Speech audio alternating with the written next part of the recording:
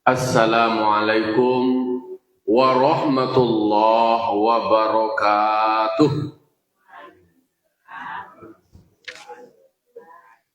Alhamdulillah, alhamdulillahilladzi hadana lihadza wa ma kunna linahtadiya laula an hadanallah.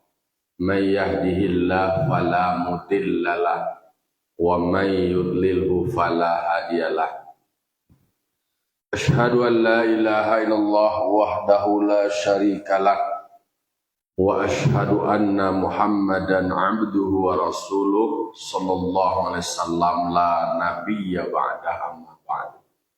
Qala rabbi shrah li sadri wa yassir li amri wahlul 'uqdatam min lisani yafqahu qawli.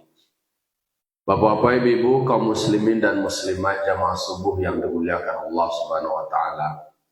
Syukur kita ucapkan kehadiran Allah Subhanahu wa taala. Alhamdulillah Allah berikan kita limpah nikmat yang tak terhingga sehingga kita masih merasakan besar dan agungnya nikmat Allah terhadap diri kita.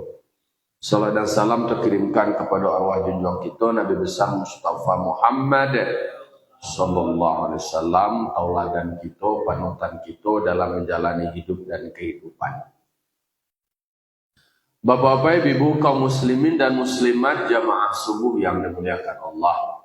Pagi kini kita lanjutkan mau ulang-ulang kaji kita. Kita akan baca surah Al-An'am ayat 156.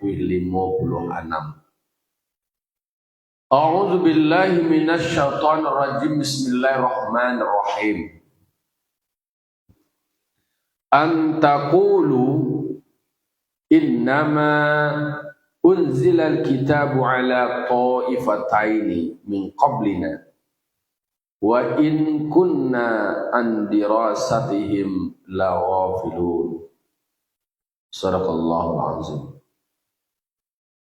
Di dalam surah Al-An'am ayat 156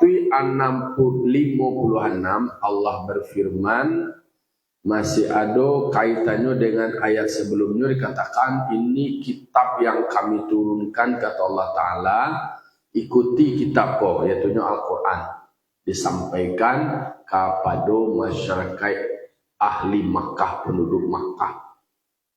Nah, kini dikatakan oleh Allah Ta'ala di ayat 156, antakulu. Jadi kami menurunkan kitab itu, Allah menurunkan Al-Quran itu, supaya mereka tidak lagi berkata, innama unzilal kitab ala ta'ifataini min qablina. Supaya nyo jangan mengecek, karena kebanyakan dari orang musyrik Makkah tu nyo mengecek, kitab tu nasa pengetahuan kami hanya diturunkan kepada dua suku saja, dua kelompok saja, yaitu Yahudi dan Nasrani sebelum kami. Nggak ada ke kami dot. Maka diturunkan Al-Quran oleh Allah Ta'ala kepada mereka penduduk Makkah itu tadi, istilahnya itu maminteh, supaya mereka jangan mengejek. Kami mengkotak aku, kami tidak diturunkan kitab. Kitab itu hanya diturunkan kepada orang Yahudi dan Nasrani. Dan punya kitab itu hanya orang Yahudi dan Nasrani. Dan kami tidak doh nan kecil ino. Nah, maka diturunkan, itu salah satunya. Jadi sebelumnya ada orang Yahudi lah punya kitab Taurat, orang Nasrani lah punya kitab Injil. Itu nan beredar, itu nan sampai informasi kepada mereka. Dan kami ke orang penduduk Makkah tidak ada dari kami sampai kitab suci. Inilah diturunkan oleh Allah Ta'ala Al-Quran, diturunkan kepada penduduk Makkah.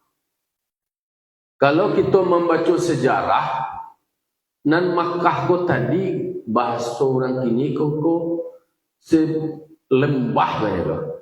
Lembah ko takak wali ini di lembah kurun padang pasir.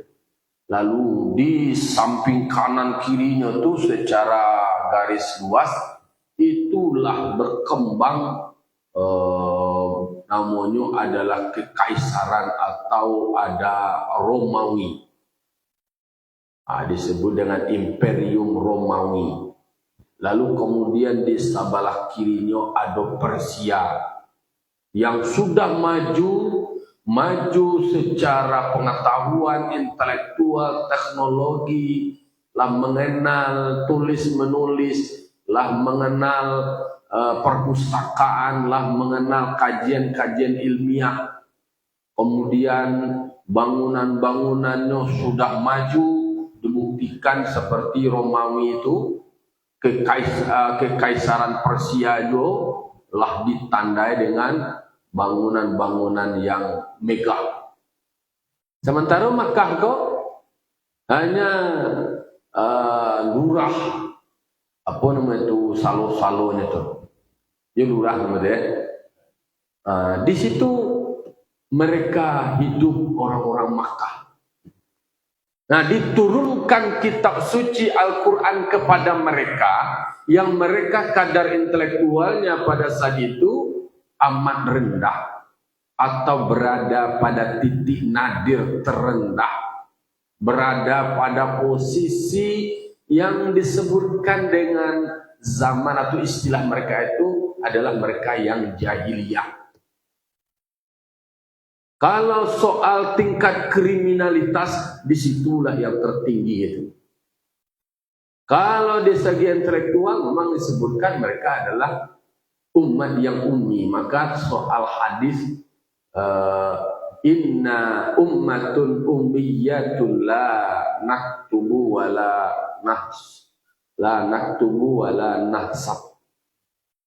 Kami ko adalah umat yang ummi, yang kami belum mengenal menulis, belum mengenal membaca, belum mengenal yang namanya hisab menghisab, hitung menghitung. Dan tahu denyo bulan, aku bicara lo adalah kaitannya di bulan. Dan gue hakaza wa hakaza. Kadang-kadang 29 maratan, sekali adalah 29, sekali hakaza salasun 30. Jadi itu kondisi Makkah pada saat itu beserta penduduknya berada pada titik nadir yang terendah. Kopa kalau soal mabuk itulah konsumsinya satu hari. Kalau istilahnya awak solat 5 waktu sehari semalam, nyonan minimalnya nampai mulai mabuknya 5 kali sehari semalam itu, nan baru mulai mabuknya. Boleh kalau orang nan pemabuk profesional, nan ahli, nan pakar. Kalau soal begal-begal, cilok-mancilok, rampok-merampok, lah dikenal istilah begal itu saja dulu. Maka ada istilahnya Al-Ghifari, nama daerah Ghifar disebut dengan daerah begal. Dia lah istilah Al-Ghifari, nama orang yang berasal dari daerah. Oh, zina, itulah menjadi konsumsinya. Bunuh, membunuh, itulah kebiasaannya. Anak dibunuh. Nah, mereka dalam kondisi seperti itu, disitulah kemudian Al-Quran diturunkan. Dan diturunkan Al-Quran kepada orang-orang Romawi, orang lah maju, itulah istilahnya mairi bidua kelia, mandayung bidua kelia.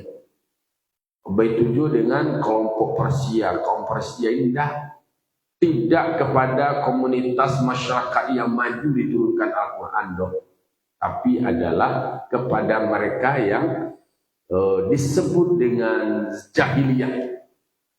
Namun daerah tersebut mulia, daerah tersebut ada bangunan Ka'bah, tempat yang mulia. Akan dituju tuh yang menjadi salah satu kebanggaan bumi namanya. Saling membanggakan ke langit, kecil langit, dan banyak matahari, bulan, bintang, kecil bumi, dan ada dulu banyak ada Ka'bah di situ, sampai membanggakan bahwa di bumi ada Muhammad. Nah, karena ada Ka'bah di situ, maka disitulah kemudian diturunkan Al-Quran, karena Nabi Muhammad berasal dari kaum Quraisy Makkah.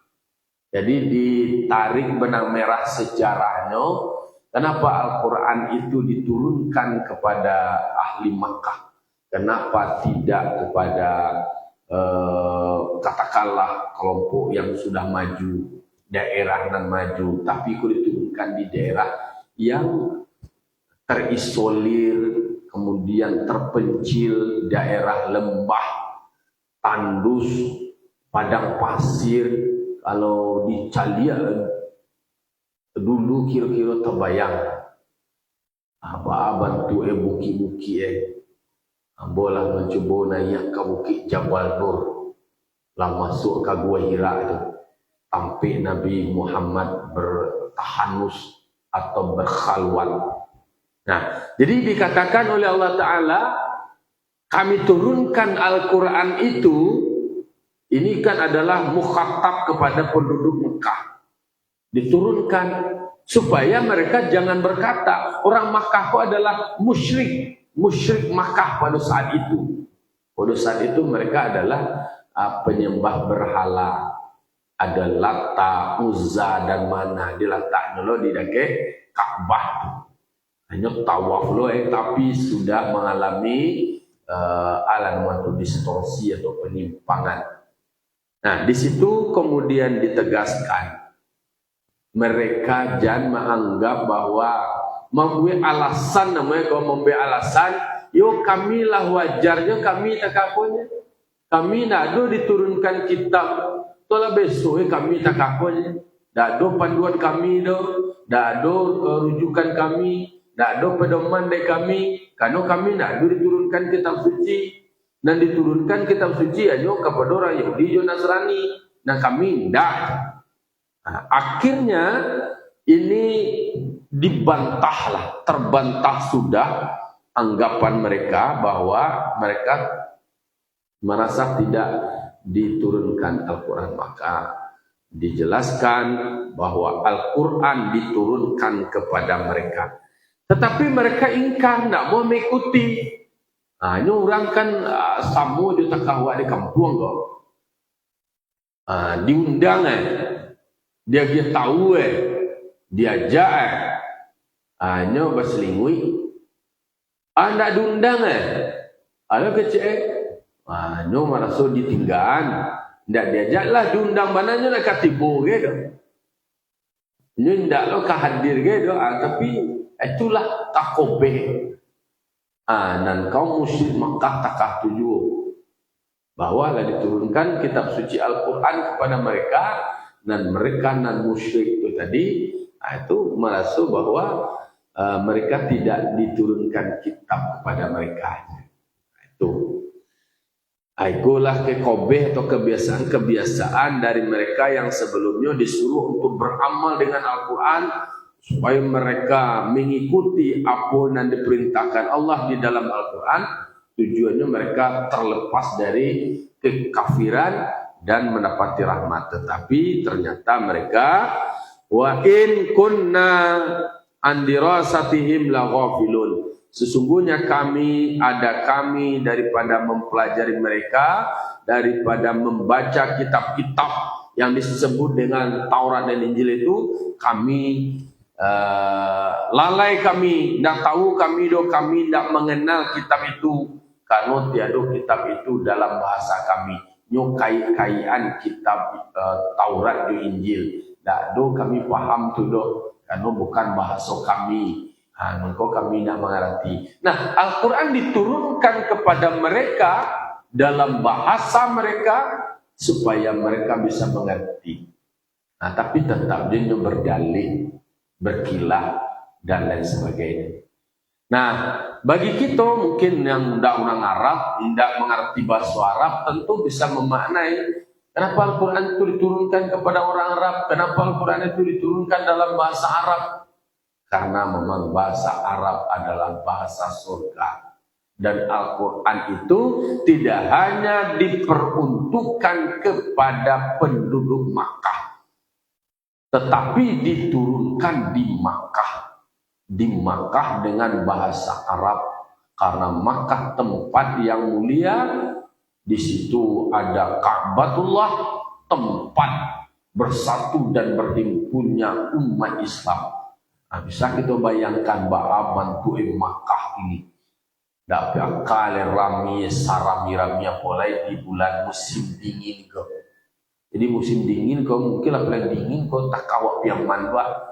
Mangko bagi mereka datang ke Indonesia kau langsung sesuruh. Nah, jadi musim dingin kalau sebuah kau sekitar tidak dingin ekstrim mana kan, sekitar 22 derajat Celcius, 21. Kalau siangnya 30 derajat Celcius, lah rasa piaman banai. Jadi memang segar. Kalau kini lah luar biasa maju. Dulu mereka memang disebut dengan orang yang jahiliyah, orang yang bodoh.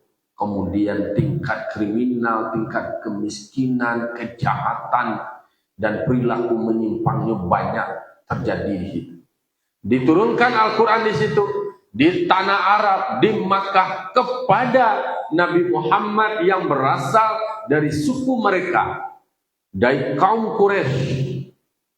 Lalu kemudian menjadi pembelajaran dewa bahwa Al-Quran dengan bahasa Arab itu termasuk bahasa surga. Dan makna dari satu kata dalam bahasa Arab itu banyak penjabaran dan penjelasan. Satu kata itu banyak penjelasan dan uraian. Kalau awak orang piaman kau cie kata aja lebih banyak lo istilah-istilah, apalagi bahasa Arab. Bahasa Arab itu sendiri banyak penafsiran-penafsirannya. Satu istilah, satu ayat, satu kata itu memang banyak penjabaran-penjabarannya. Maka orang bahasa melakukan penelitian, ternyata kosakata bahasa Arab itu ditemukan sebanyak 2 balik juta. 2 balik ribu, tak ada boleh juta. Sementara dan bahasa Inggris mana hanya setengah dari itu. Setengah dari bahasa Arab. Apalagi bahasa Indonesia, kosakata awak, sengenek deh kau. Awak banyak nama makai bahasa lah, banyak pakai bahasa Arab. Nah, bahasa sholat, awak lah mengikut kepada bahasa Arab. Mungkin bahasa lainnya dia dua sembahyang.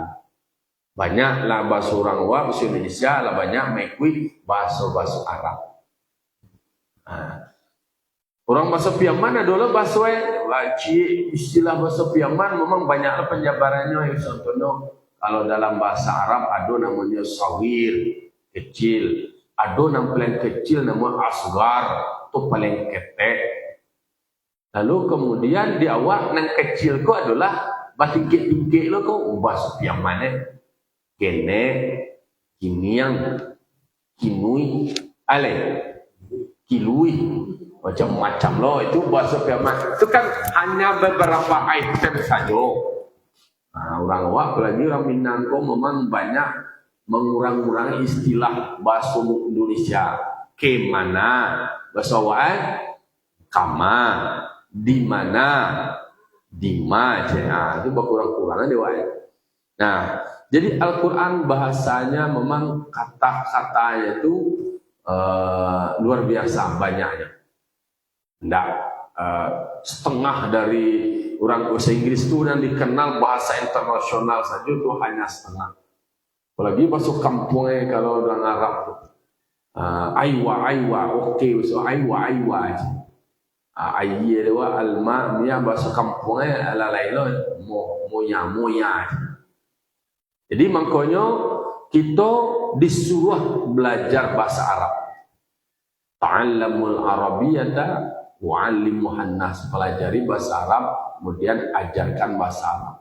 Nah, jadi Al-Quran adalah bahasa Arab, maka awak mempelajari Al-Quran dengan bahasa Arab, kemudian di sorga nanti pun dengan bahasa Arab. Doa-doa awak pun berbahasa Arab. Nah, bacaan-bacaan ibadat awak pun adalah dengan bacaan-bacaan bahasa Arab. Jadi kalau nak dapat doa bahasa Arabnya komando awak putas salah doa di bahasa awak je lain. Jadi itu dikatakan oleh Allah Taala memang orang musyrik Makkah, mereka berkilah, mereka beralibi, beralasan bahwa mereka seperti ini, kata takako kondisinya karena wajar kami begini. Lapat tu kami takakonya kami sendiri nak adu diturunkan kitab, dan diturunkan kitab tu Yahudi dan Nasrani maka jelas Al-Quran diturunkan di tanah Makkah, di Arab itu sendiri, sehingga dengan hadirnya Al-Quran muncullah kemajuan-kemajuan, membuat dahulu yang biasa-biasa saja kemudian menjadi luar biasa. Pada ayat sebelumnya kita telah membahas bahwa Al-Quran itu adalah kitab yang diberkati, yang penuh berkah, yang mubarak. Orang yang membaca Al-Quran itu adalah mendapatkan keberkahan, ziyadatul khairi, bertambah kebaikan. Bisa kita buktikan dan kita cari orang yang berinteraksi dengan Al-Quran, orang mengaji Al-Quran, belajar Al-Quran, hafal Al-Quran, hidupnya penuh dengan keberkahan, hidupnya sejahtera lahir dan batin, baik secara duniawi maupun secara ukhrawi. Jadi itulah kemuliaan Al-Quran itu diturunkan. Al-Quran itu pun dijamin oleh Allah Ta'ala. Berbeda di kitab Taurat, di kitab Injil. Taurat itu sifatnya temporer, bersifat lokal, hanya peruntukan untuk kalau kitab Taurat dan Injil itu hanya untuk Bani Israel. Jadi hanya untuk Bani Israel kami turunkan Taurat itu, kami jadikan sebagai petunjuk bagi Bani Israel. Sementara Al-Quran itu adalah hudal linnas, menjadi petunjuk bagi semua manusia. Kalau nabi-nabi sebelum Nabi Muhammad hanya berlaku pada masa itu saja. Sementara Nabi Muhammad, wa ma arsalnaka illa rahmatan lil alamin. Kami tidak mengutus engkau Muhammad kecuali pembawa rahmat bagi seluruh alam semesta. Kasadua. Lalu di ayat 157 Allah Ta'ala berfirman, au taqulu, atau kamu berkata. Aku menceritakan tentang perilaku dari penduduk Makkah. Au taqulu, atau kamu berkata, kamu katakan, lau anna unzila alaina alkitab lakunna ahda minhum. Seandainya kami diturunkan kitab atau diturunkan kitab kepada kami, kecilnya, lakunna ahda minhum, mungkin kami lebih baik mendapat petunjuk dibandingkan mereka orang Yahudi dan Nasrani, karena kejernihan otak kami, karena berasiahnya pikiran kami, dan kecil orang kafir Makkah, atau tadi orang musyrik Makkah. Kecilnya minta, menganggap kalaulah kitab Taurat itu dikirim ke kami atau Injil itu dikirim ke kami mungkin lebih hebat daripada mereka. Padahal lah diturunkan kepada mereka itu Al-Quran. Diturunkan kitab. Jadi makanya ayat itu menceritakan tentang perilaku orang Makkah, penduduk Makkah, musyrik Makkah pada saat itu. Pada saat Al-Quran diturunkan, mereka masih berkilah-kilah. Mereka memberikan jawaban. Mereka akan berkata, andaikan kepada kami diberikan kitab, diturunkan kitab, entahan akan dibacanya, entahan akan disabui. Mungkin kami dah lebih canggih daripada orang Yahudi dan Nasrani itu. Mungkin kami lebih hebat daripada mereka. Mungkin lebih mulia kami. Mungkin lebih mendapat petunjuk kami dibandingkan mereka Yahudi dan Nasrani. Kan agak bersombong diri mereka. Tapi mengabaikan kitab suci yang diturunkan kepada mereka. Justru mereka hanya menyebut kitab-kitab Taurat dan Injil itu. Hanya memang menyebut kami kok masih steril. Otak kami kok masih cerdas, kok masih murni, masih berasiah. Itu bahasa-bahasa mereka. Orang kalau lah nangka indak tu aduh dia caro jalannya deh. Kau nyompang kok kami lah diangkat menjadi ketua, kau jadi pengurus, tu lah hebat deh kami itu. Mungkin selesai deh kami serema. Mungkin lah tuntas kah sadema. Benar kece inyo nama ngece. Jadi kalau orang nangka indak tu kan tak tu caro alibi alasannya modelnya untuk menagaan diri memandangan diri. Coba lagi ke kami dulu tu. Mungkin anak kali sabui, anak kali baca antah lagi. Jadi bahasa kalau dicari dari bahasa kan lau anna unzila alaina alkitab lakunna ahda minhum. Kok nyampanglah seandainya kok kami lah diturunkanlah kitab. Makna itu adalah Taurat dan Injil itu mungkin kami lebih santiang oleh. Kini memanglah diturunkan Al-Quran, diturunkan kepada Nabi Muhammad, termasuk kepada mereka penduduk Makkah itu untuk diikuti kitab itu, tapi mereka nama-nama musyrik dan kareng-kareng itu menjauh menghindar. Jadi dialog-dialog ini direkam.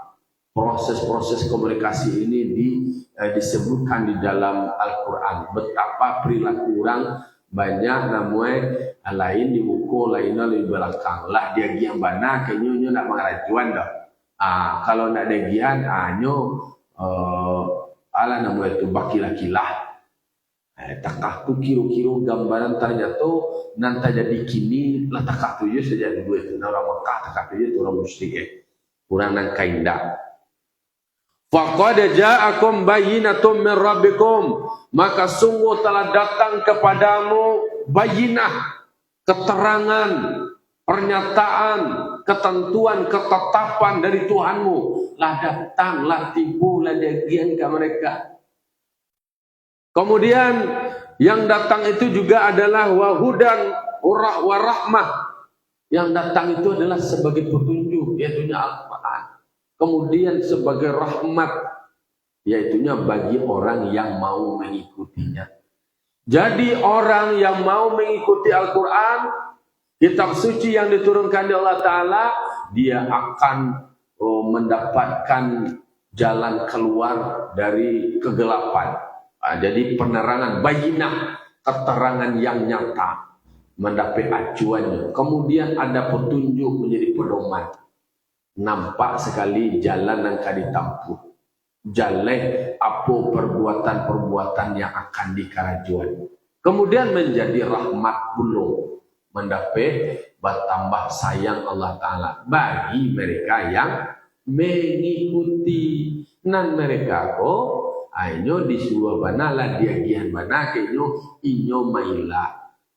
Inyo menjauh. Nan ikuti hanya godaan-godaan syaitan.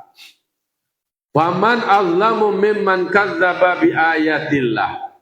Maka siapakah seseorang di antara kamu yang lebih zalim dari bandingkan daripada orang yang mendustakan ia dengan ayat Allah. Amangkum mereka nan takatulah nan sabanana lebih zalim karena mendustakan ayat-ayat Allah. Lah diturunkan kitab suci, lah diturunkan Al-Quran kepada mereka. Hanya menjawab, kalau diturunkanlah ke kami itu mungkin kami nak belok. Kami mengkotak kami dek kano nak diturunkan ke kami kitab tu. Itu nan cerita orang musyrik. Orang musyrik. Musyrik itu adalah orang Makkah itu disebut dengan orang musyrik. Orang Yahudi kalau Nasrani nama nan ingkare inyo pengen bahwa nama menjadi nabi, nama menjadi rasul terakhir itu pengennya adalah dari kelompok mereka, dari suku mereka. Itu nan egois itu, nan menolak Nabi Muhammad, tidak menerima Nabi Muhammad, walaupun di dalam kitab suci mereka, di dalam kitab Taurat itu menerangkan tentang keberadaan dari Nabi Muhammad, tanda-tanda Nabi Muhammad bagi mereka ahli kitab, mereka mengerti dan mengetahui itu. Tapi bagi Nainda lebih banyak berpolitiknya, lebih banyak adalah hanya kepentingan. Kalau Muhammad lo nanti nyulo nak kadang awak lo mekuynya